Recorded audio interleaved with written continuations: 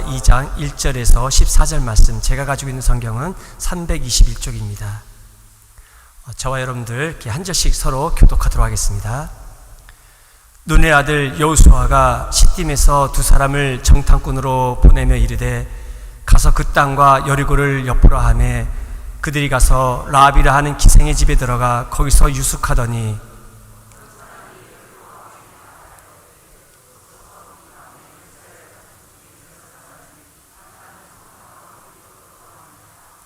여리고 왕이 라합에게 사람을 보내어 이르되 내게로 와서 내 집에 들어간 그 사람들을 끌어내라. 그들은 이 온 땅을 정탐하러 왔느니라.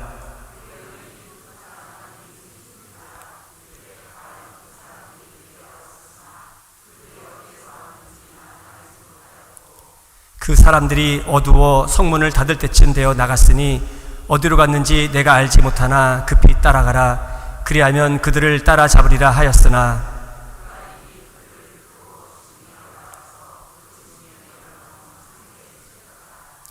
그 사람들은 요단 나루터까지 그들을 쫓아갔고 그들을 뒤쫓는 자들이 나가자 곧 성문을 닫았더라.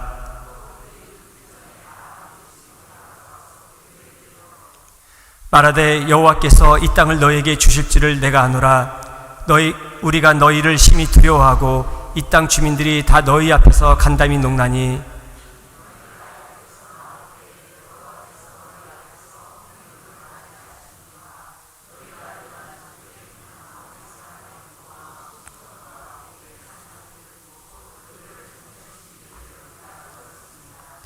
우리가 듣자 곧 마음이 녹았고 너희로 말미암아 사람이 정신을 잃었나니 너희의 하나님 여호와는 위로는 하늘에서도 아래로는 땅에서도 하나님이시니라.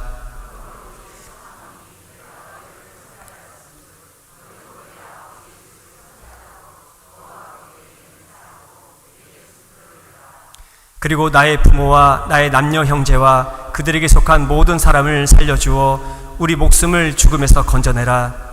그 사람들이 그에게 이르되 내가 우리의 이 일을 누설하지 아니하면 우리의 목숨으로 너희를 대신할 것이요 여호와께서 우리에게 이 땅을 주실 때에는 인자하고 진실하게 너를 대우하리라. 아멘. 우리 이 시간 김철련 목사님 나오셔서 말씀 전하실 때에 우리 할렐루야, 우리 큰 목소리로 반갑게 맞이하겠습니다. 할렐루야. 지난 한 달 동안 백성교회 여러분과 함께 예배를 드리면서 말씀을 전할 수 있도록 인도해 주신 우리 하나님께 감사와 영광을 올려드리고요. 또 이런 기회를 허락해 주신 백성교회 당의 장로님들과 교회 여러분들에게 진심으로 감사함을 드립니다. 제가 한 달 동안 예배를 드리면서 혹시 실수하거나 여러분들의 부족한 점이 있다면 기도해 주시고 더 발전할 수 있도록 격려해 주시면 고맙겠습니다. 전라남도 해남 아시죠? 네. 그 해남에서 한 소년이 태어났는데 그 집이 너무 가난해서 초등학교만 겨우 졸업하고 산에 올라가서 나무를 하며 집안 살림을 도와야만 했습니다. 그런데 공교롭게 그 동네에 교회가 있어서 이 소년이 그 교회에 다니기 시작했습니다. 소년의 꿈은 중학교에 가고 싶은 거예요. 그러나 가난하기 때문에 중학교 갈 수가 없습니다. 이런 날을 보내다 보니까 이 소년의 마음속에 고민이 생겼어요. 그래서 어느 날 이 소년이 엎드려서 하나님께 편지를 썼어요. 하나님, 중학교에 가고 싶습니다. 그런데 집이 가난해서 갈 수가 없습니다. 저를 중학교에 보내주십시오 라고 편지를 썼어요. 그리고 그 편지를 봉투에 넣고 이렇게 불 붙여서 뚜껑을 닫고 그 봉에다가 하나님 전상서 그리고 뒤에다가 자기 이름을 쓰고 그러고서 우체국에 가서 우체통에다 넣었어요. 근데 참 놀라운 것은 옛날이니까 그런 거예요. 요즘 같으면 있지도 않겠지만 배달부가 보니까 주소가 없는 편지, 그걸 어떻게 해야 되겠어요? 이분이 가만히 생각해 보니까 하나님과 좀 가까운 사람에게 전해 주면 되겠다는 생각이 들어서 해남읍 등대원 교회 이준묵 목사님에게 이 편지를 배달해 드렸습니다. 그러니까 이준묵 목사님이 이 편지를 읽고 감동이 됐어요. 그래서 이 소년을 불러다가 교회가 운영하는 고아원에서 먹고 자게 하고 중학교를 보내주었습니다. 그 후에 월드비전의 장학금으로 공부하여 이분이 한신대학에 진학하게 됩니다. 그리고 스위스에 유학해서 신학과 철학을 공부하고 돌아와서 대학 교수가 됩니다. 그가 바로 한신대학교 총장이었던 오영석 박사라는 분이십니다. 여러분, 오늘 본문은 하나님께서 애굽에 종살이하던 이스라엘 백성들을 해방시켜서 광야 40년을 지나서 하나님이 약속하신 땅이 있죠. 그게 어디예요? 가나안 땅이에요. 가나안은 하나님이 약속한 이스라엘인들에게 있어서 하나님의 약속의 땅이에요. 그 약속의 땅에 하나님의 역사가 이루어지는 거거든요. 그 하나님의 역사가 이루어지는 그 첫 관문이 되는 여리고성에서 있었던 이야기인데, 여러분 상상하세요? 그게 오늘 등장하는 사람이 있죠. 누가 나오고 있어요? 라합이라는 사람이 나와요. 라합은 이스라엘 사람입니까? 아닙니까? 이스라엘 사람이 아니에요. 이방 승인입니다. 그리고 여자입니다. 더더구나 이 사람은 뭐예요? 기생이라는 사람이에요. 여러분, 기생 한번 생각해 보세요. 여러분, 이 사람은, 라합은 지나온 삶이 상당히 거칠죠. 술 먹는 사람들을 상대해야 되고, 돈 주고 남자들을 상대해야 되고, 그러니까 얼마나 인생이 고단합니까? 지금이나 예전에 얼마나 비천하고 천대를 받는 사람입니까? 그런데 이런 라합이 성경 히브리서와 야고보서에 보면 믿음의 영웅들을 소개하는데 거기에 함께 이분이 등장해요. 그럴 뿐입니까? 마태복음 1장 5절의 말씀에 보면은 기생 라합이 어디에 등장하면 예수님의 메시아의 족보에 등장해요. 기생이었던 여자가 뭐요? 이방인이고 기생이었던 여자가 예수님 메시아의 족보에 등장하는 이런 엄청난 반전이 생기는 거죠.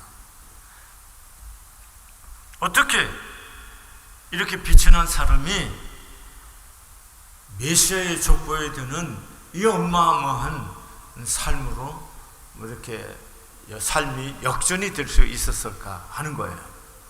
이것은 아무리 설명해도 설명할 방법이 없어요. 왜냐하면 이건 전적인 하나님의 뭐다? 은혜입니다.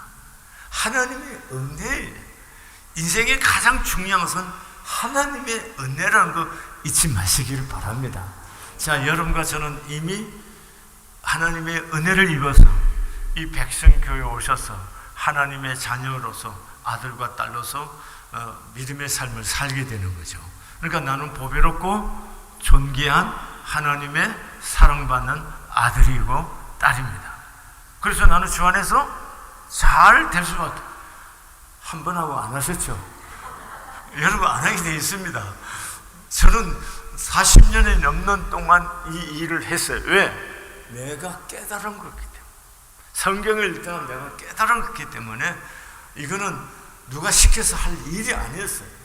그렇기 때문에 내가 얼마나 존귀한 사람이지, 얼마나 보배로운 사람인지 내가 깨달았기 때문에 나는 너무나 이런 내가 좋은 거예요. 난 이런 내가 난 너무 좋아. 그래서 거울을 보며 야, 너 철원아, 너 대단하다, 너 대단해, 이렇게 나를 칭찬하고 축복할 수가 있었던 거예요. 자, 여러분 인생의 가장 중요한 것은 다 하나님의 뭐다? 은혜예요. 은혜입니다. 이걸 잃어서는 안 됩니다. 특별히 오늘 본문에 나오는 이 라합이라는 사람 기생이에요. 창기라고요. 그런 사람이 예수님의 메시아의 족보되는 이 존귀한 생애로 어떻게 이게 하나님의 은혜라는 겁니다. 그럼 생각해보세요. 이 하나님의 은혜가 그냥 은혜 안 받은 사람 어디 있어요? 그런데 왜 어떤 사람은 주님 앞에 쓰임을 받는 사람이 있고 그렇지 못한 사람이 있냐고. 오늘 기생나업도 마찬가지예요. 기생나업이 메시아의 족보에 들 만큼 존귀해질 수 있는 비결이 있었대요. 그 방법이 그 비결이 있었는데 그는 하나님의 그 은혜에 대해서 반응할 수 있었기 때문에 그런 거예요. 그럼 기생나업이 반응한 그 반응이 뭐예요? 그게 믿음이라는 거예요. 뭐다? 믿음. 여러분 히브리서 11장 31절에 보면 히브리서 11장 믿음장이죠. 거기에 믿음의 선진들에 대한 이야기가 쭉 나와요. 근데 그 31절에 가면 이렇게 말해요. 믿음으로 기생 나합은 점탕꾼을 평안히 영접하였으므로 순종치 아니하는 자와 함께 멸망치 아니하였도다. 이렇게 말해요. 자, 뭐로? 믿음으로. 뭘로요? 믿음으로. 믿음은 삶의 놀라운 변화를 일으키는 중요한 요인입니다. 믿음은 거세게 밀려오는 운명에 맞설 수 있는 창조적인 에너지가 있어요. 자기 운명과 환경의 어려움을 극복하며 당대에 영향을 미쳤던 사람들은 한결같이 믿음의 사람들. 여러분, 우리나라의 교계를 이끌었던 어른들이 계세요. 대표적인 분들이 있어요. 통합측에는 한경진 목사님 계셨고요. 그 다음에 합동측에서는 충영교회 김창인 목사님이 계셨고, 또 여의도 순복음교회에는 조인규 목사님이 계셨어요. 근데 이분들이 공통점이 있어요. 그 공통점이 뭐냐? 이분들은 다 폐병쟁이에요. 뭐라고요? 폐병쟁이에요. 폐결핵을 앓았던 분들이에요. 그럼 한번 생각하세요. 옛날에 지금같이 잘 살던 나라가 아니었잖아요. 우리가 그 60년대 70년대 우리가 폐병이 걸렸다. 그래서 그때는 다 뭡니까? 전염된다고 다 가족들과 따로 공간을 갖고 생활했던 시절입니다. 그때 이분들이 폐병을 앓으면서 할렐루야, 나 원래 천국 데려가서 이렇게 했어요. 아니잖아요. 하나님 앞에 뭐 했을까요? 기도했잖아요. 기도했는데 보통 기도했어요. 안 아픈 사람이 와서 기도하는 것 같고 아픈 사람이 와서 기도하는 게 뭐가 있을 차이가 있을까요? 간절함이죠. 하나님 나 좀 불쌍히 여겨주세요. 병을 좀 고쳐주세요. 하나님 은혜를 입혀주세요. 이렇게 목마름으로 애탐으로 이게 뭐예요? 믿음이잖아요. 뭐다고? 믿음이잖아요. 여러분 잘 보세요. 여리고 사람들이, 여러분 오늘 성경을 한번 읽어보시겠어요? 여리고 11절 말씀 보시겠어요? 시작. 우리가 듣자 마음이 녹았고 너희로 말미암아 사람이 정신을 잃었나니. 자 보세요. 이스라엘 여리고 사람들이 하나님께서 이스라엘 백성들을 홍해를 가르시고 인도에 내시고 40년 동안 데리고 나오시는 그 모든 역사를 이야기를 들었어요. 그 이야기를 듣고 마음이 녹았고 정신이 혼미해졌어요. 다 들었습니다. 그런데 기생 나함만이 이렇게 고백합니다. 자, 11조 그 하반절 보세요. 너희 하나님 여호와는 위로는 하늘에서도 아래로는 땅에서도 하나님이시니라. 그러므로 이제 청하노니 내가 너희를 선대하였은즉 너희도 내 아버지의 집을 선대하도록 여호와로 내게 맹세하고 내게 정표를 내라. 확실한 믿음을 갖고 있는 거죠. 똑같은 소식을 들었는데 기생 나합은 그 이야기를 듣고 뭐가 들어온 거예요? 믿음이 온 거예요. 그리고 그 하나님을 향해서 고백하며 그 하나님이 이 여리고성을 무너뜨릴 것을 믿었어요. 그래서 이 여리고성이 무너지고 파괴될 때 나를 구원할 수 있는, 나와 내 아버지 집을 구원할 수 있는 정표를 내라. 확실한 믿음을 고백하고 있는 거예요. 믿음은 들음에서 나오고, 들음은 하나님의 말씀에 나오고, 그럴 뿐만 아니라 믿음은 입술로도 고백해야 돼요. 오늘 이 여리고 성에 살고 있었던 기생 라합은 들은 그 하나님에 대한 이야기를 믿음으로 고백할 뿐만 아니고 확실하게 증표를 내라고 확정을 시켜서 그것을 얻고자 하는 확실한 믿음을 가지고 있는 것을 볼 수가 있습니다. 믿음이 이렇게 중요한 겁니다. 여러분, 성경에는요, 라합을 소개할 때 그냥 라합이라고도 하면 얼마나 좋겠어요. 근데 반드시 라합 앞에는 뭐가 붙어요? 기생이란 말이 붙어요. 항상 성경 어디를 봐도 라합의 단어 앞에는 반드시 기생이란 말이 붙어요. 아니, 좀 빼면 안 될까요? 자존심 상하게. 근데 왜 기생이라고 붙을까? 여러분, 이렇게 한 이유가 뭘까요? 하나님이 쓰는 사람은 신분의 문제가 아니고 그의 믿음이라는 것을 강조하기 위한 거예요. 여러분, 우리가 굉장한 집안에 태어나지 못하고 그리고 또 굉장한 교육을 받지 못했다 하더라도 여러분 기죽을 것도 없어요. 왜요? 우리에게는 누가 계세요? 하나님이 계세요. 그 하나님에 대한 그 믿음이 여러분과 저의 삶을 새롭게 할 줄로 믿습니다. 아멘. 데이비드 베너라고 하는 분의 나 주님의 사랑에 안기다는 책이 있는데 그 중에 깨어진 그릇일지라도 라는 글이 있어요. 깨어진 그릇일지라도 돌아갈 길을 찾지 못할 만큼 먼 길을 떠나왔다 해도 이미 회복할 수 없을 만큼 깨어지고 상한 그릇과 같아 아무 은혜도 담을 수 없을지라도 다시 주님께로 돌아가기로 결심할 용기만 있다면 우리는 새롭게 시작할 수 있습니다.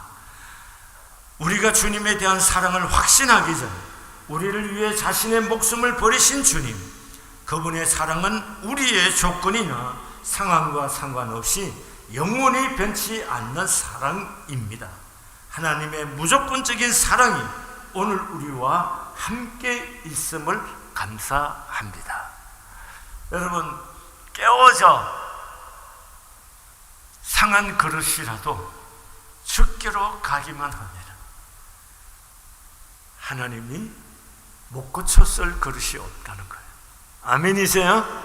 그러니까 여러분과 저가 인생을 여기까지 살아오면서 다 잘 살면 얼마나 좋겠어요. 우리들도 잘못 선택하고 또 살아오는 동안 깨어진 부분들이 많지, 상한 부분들도 많고.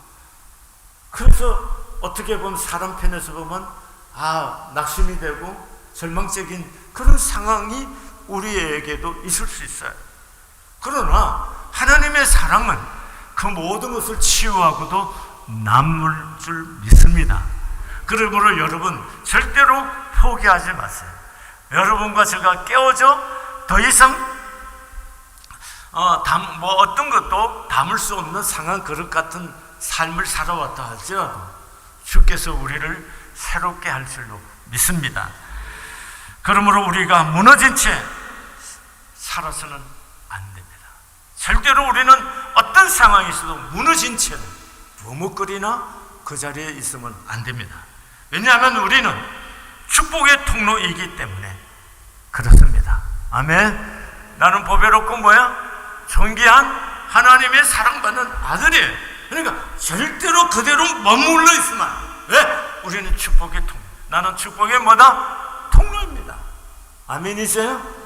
그저 살아가는 삶에서도 정도에서 벗어나서 우리는 어떻게 살아야 돼요? 좀 더 적극적으로 하나님께 영광을 돌리는 삶이어야 될 줄로 믿습니다. 여러분, 오늘 라합은 하나님에 대한 입술로 믿음을 고백했을 뿐만 아니에요.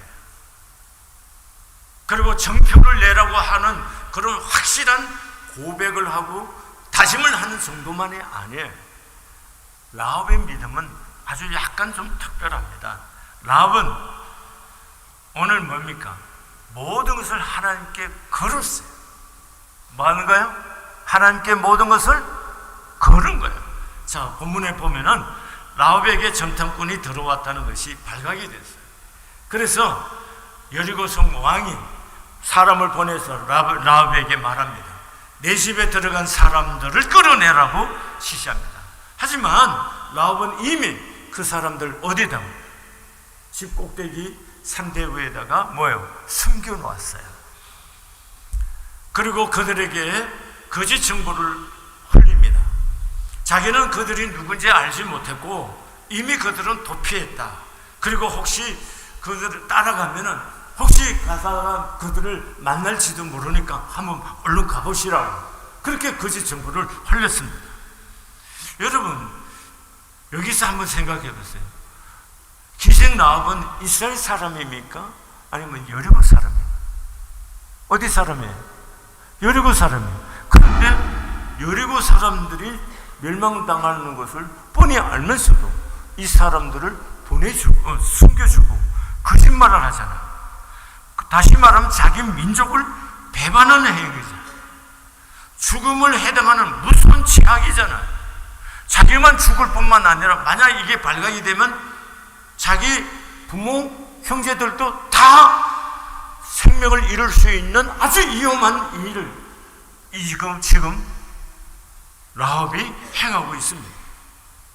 왜 라합은 이렇게 위험한 짓을 서슴없지 않고 행하고 있는 건가요? 하나님에 대한 믿음이 분명은 하나님은 하늘에서도 하나님이고 땅에서도 하나님. 그 하나님은 분명히 이승을 멸하실 텐데 그 멸할 때 내게 정표를 내라 라고 할 만큼 그 하나님을 믿었어요. 그리고 그 하나님을 믿는 그 하나님을 에게 생각으로만 입술로만 아니라 모든 것을 거는 거예요. 믿음은 모든 것을 마는 거다? 거는 거다.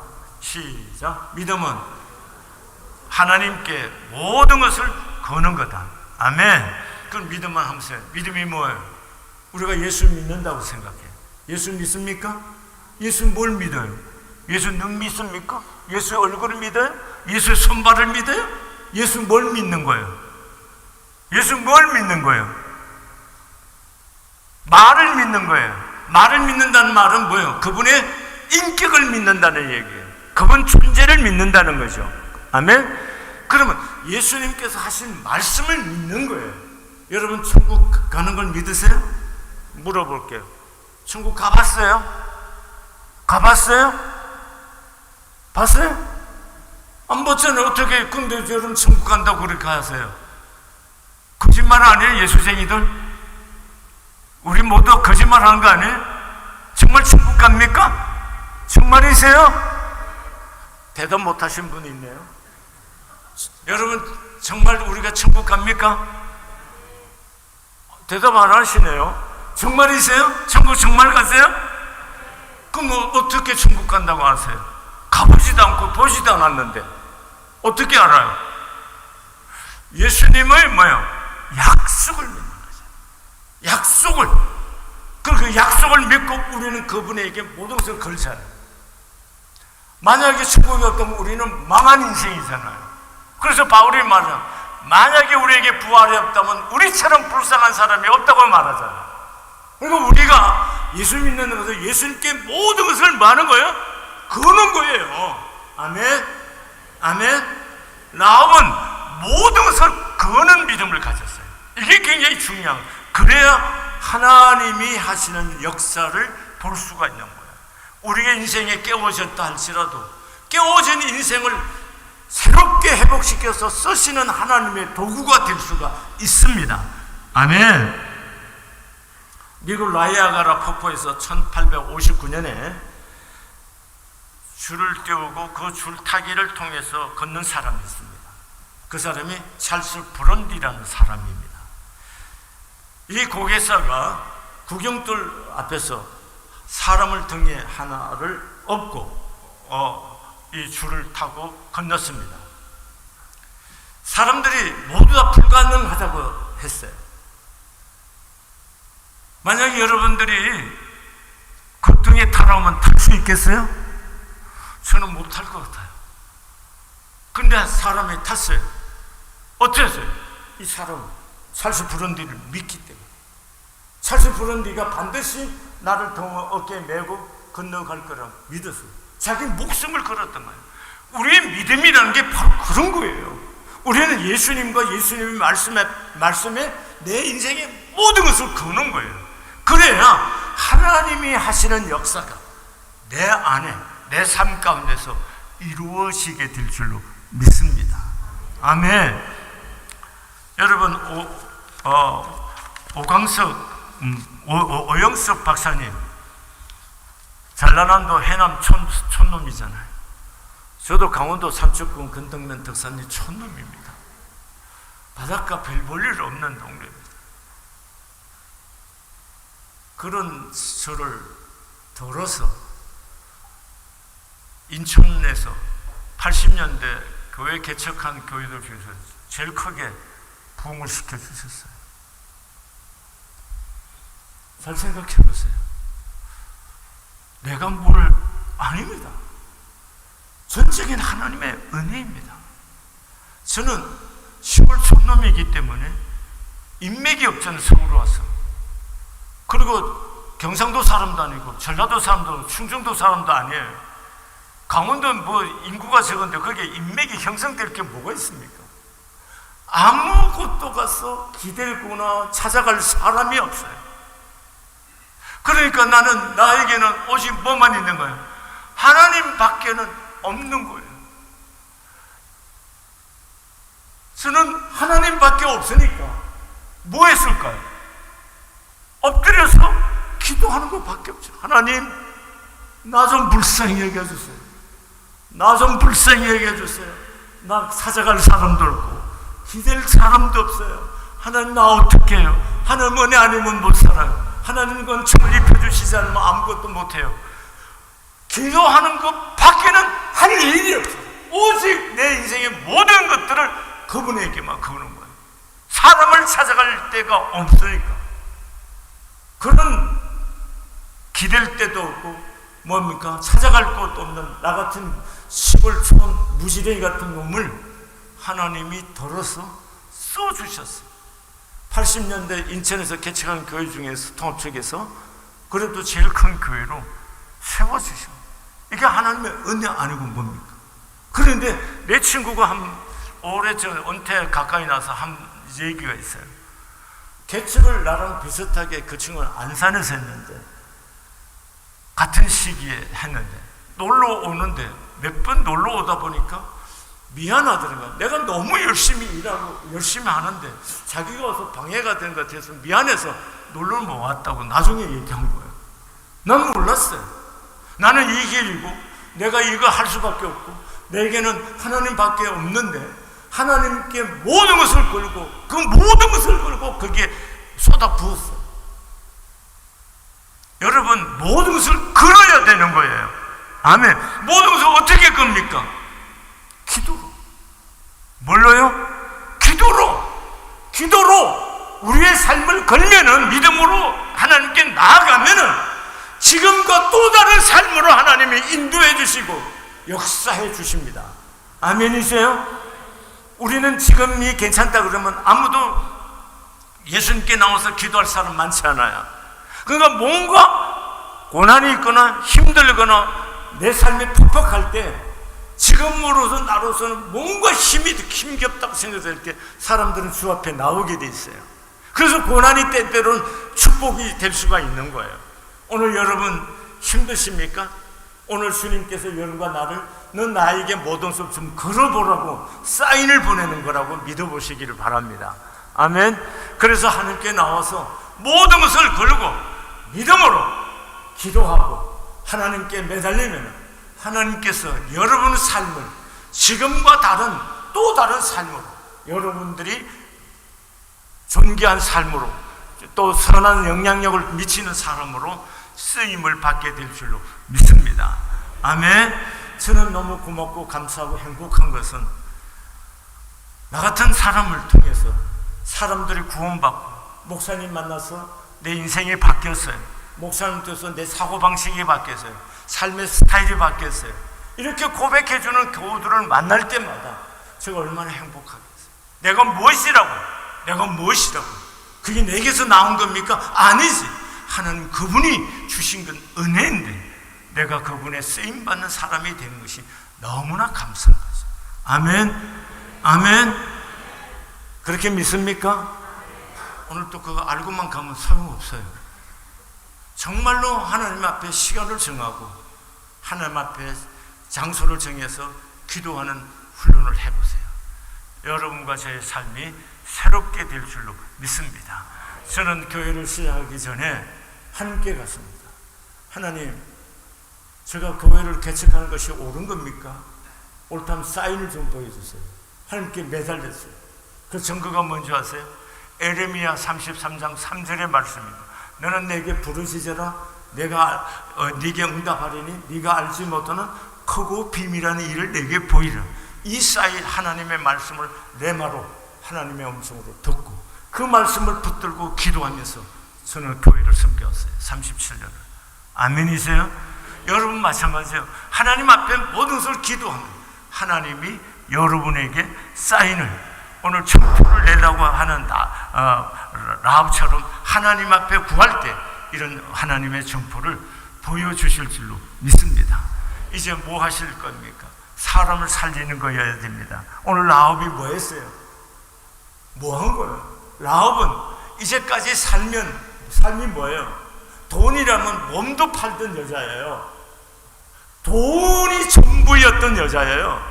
그런 여자가 하나님을 알고부터는, 그리고 이제 이 성이 망할 것을 알고부터는 뭐 했어요? 나와 내 아버지와 내 형제들 구원해달라고 하는 정표를 구한 사람이에요. 여러분, 우리 남은 시간이 얼마나 있습니까? 장로님, 권사님, 얼마나 남은 것 같아요? 얼마나 그동안 몇 사람이나 예수 믿게 하신 겁니까? 우리 남은 시간 한 영혼이라도 더 구원하는 것이 우리가 하나님 앞에 최고의 가치라는 것을 잊지 마시기를 바랍니다. 우리의 믿음이 이걸 위하여 도로지고 쓰임을 받아야 될 줄로 믿습니다. 아멘. 천국 정말 갑니까? 정말 믿음으로 정말 간다고 믿습니까? 그러면 그 하나님 앞에 갔을 때 내가 전도한 사람들이 나의 면류관이고 내 자랑이잖아요. 그러면 여러분이 천국 갔을 때 나의 자랑이고 면류관이 있는 사람이 몇 사람이나 있습니까? 몇 사람이나 있는 거예요. 저는 그걸 생각하는 겁니다. 내가 교회 목회하면서 제 장로님 나 때문에 예수 믿고 오늘 장로까지 돼. 이분은 내게 있어서 천국 가면 나의 면류관이고 나의 기쁨이고 내 자랑이잖아요. 아멘이세요?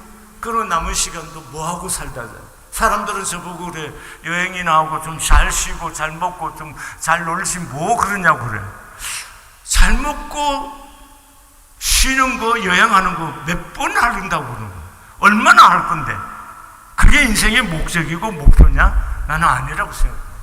그래서 잃어버린 영혼을 한 사람이라도 남은 시간 동안 구원하고자 하는 것이 하나님께서 내게 주신 시간이라고 보는 거예요. 아멘이세요? 여러분과 제가 남은 시간 한 영혼이라도 더 라합처럼 구원하고자 하는 이 열망을 품을 때 하나님께서 우리를 존귀케 하시고 하나님의 나라 갔을 때 모두가 우리의 면류관이고 기쁨이고 자랑이 된 그 사람들 앞에서 내가 얼마나 존귀해질까. 아멘이세요? 이 은혜를 입을 수 있기를 바랍니다. 여러분, 이제 백성교회가 다음 주에 새로운 담임 목사님 오세요. 이제 백성교회가 새로 지려면 담임 목사님과 함께 기도하는 교회가 되어야 돼요. 온 마음으로 쏟아서 기도하세요. 아멘이세요? 그리고 교회가 뭘 해야 돼요? 영혼 구원의 모든 것을 걸으셔야 돼요. 교회 존재 이유가 뭡니까? 영혼을 구원하는 거잖아요. 그 영혼 구원을 위해서 교회가 하나 되어 기도하고 모든 것을 걸 때 여러분, 교회뿐만 아니라 여러분의 개인의 삶의 자리들도 지경이 넓어지고 하나님께서 여러분들 세상에서도 존귀 있게 쓰시는 역사가 일어날 줄로 믿습니다. 기도하시겠습니다. 고마우신 하나님, 지난 한 달 동안 예배하며 말씀을 전할 수 있는 기회를 주시고 인도해 주신 하나님, 진심으로 감사를 드리고 영광을 올려드립니다.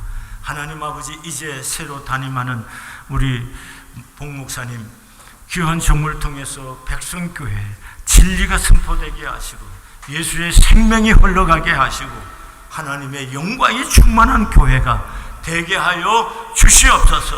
이제 목사님을 중심으로 당회가 하나 되게 하시고 또 교회 모든 성도들이 하나 되어서 하나님의 복음을 전하고자 하는 불같은 마음이 일어나게 역사하여 주시옵소서. 보혜사 성령 하나님 함께하는 임마누엘의 교회가 되게 하시고 성령 충만한 교회가 되소서. 하나님의 기쁨 되게 하여 주시옵소서. 사랑하는 나의 아버지, 이제 백성교회 하나님 영광 받는 교회 되게 하시고 하나님의 영이 충만한 교회, 하나님의 눈과 귀가 이곳을 떠나지 못하여 아버지 주목하고 듣고 응답하시는 교회 되게 역사하여 주시옵소서.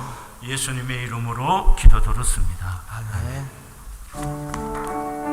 주의를 기대하겠습니다. 그리고 오늘 목사님 말씀 서두에 말씀해 주셨죠. 그동안 우리 교회를 말씀으로 귀하게 섬겨주신 우리 목사님, 당신께서 개척하시고 오랫동안 또 섬기셨던 그 교회 이상으로 저희 백성교회를 사랑하시고 기도하시면서 귀한 말씀을 전해주셨습니다. 오늘 마지막 설교 말씀이 되셨는데요. 우리 다시 한번 우리 감사하다는 마음으로 우리 감사의 박수 한번 부탁드리겠습니다. 예, 목사님 감사합니다. 예, 감사합니다. 예.